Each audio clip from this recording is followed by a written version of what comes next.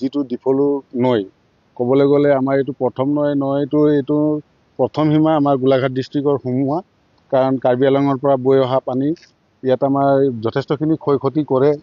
সেইফালেও আমাৰ পিছফালে যিটো গৰাখহনীয়া হৈছে, বিশেষকৈ উলমা দলংটোত ভাবুকি কঢ়িয়াই আনিছে। কাৰণ কি আমি বহুত দিনৰ পৰাই চাই আছোঁ, সৰুৰ পৰা চাইছোঁ, 1930 চনত আমাৰ জন্মই নাই, তেতিয়াৰ পৰা আমি চাই আছোঁ যে উলমা দলংখন আগত যিটো জগত মানে জাক জিলিকে হৈ আছিলে, এতিয়া সেইমতে নাই, মানে খহি মেলি অৱস্থাই নাইকিয়া হৈছে। এতিয়া গাড়ী সিপাৰলৈ সিপাৰ যাবলৈ টান হৈছে। জিপচি আহে, বাহিৰা প্ৰজেক্ট টুৰিষ্টো আহে, টুৰিষ্টবোৰ আহে, তেতিয়া জীপ চাফাৰী কৰি তেওঁলোকে পাৰ হ'ব নোৱাৰে। যিহেতু আমি অনুৰোধ এইটোৱেই যে আমাৰ মুখ্যমন্ত্ৰী মহোদয়ে যদি এনেকুৱা এটা সম্পত্তি ব্ৰিটিছৰ দিনৰ সম্পত্তিটো ৰাখি যাতে জগত জিলিকা কৰি বোকাখাটখনৰ উন্নতি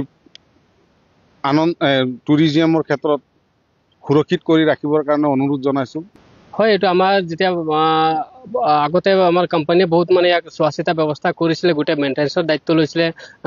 এভৰি ইয়েৰ তাহাঁতি ৰঙৰ ব্যৱস্থা কৰিছিলে, মেইনটেনেন্স কৰিছিলে আমাৰ টাটা কোম্পানী।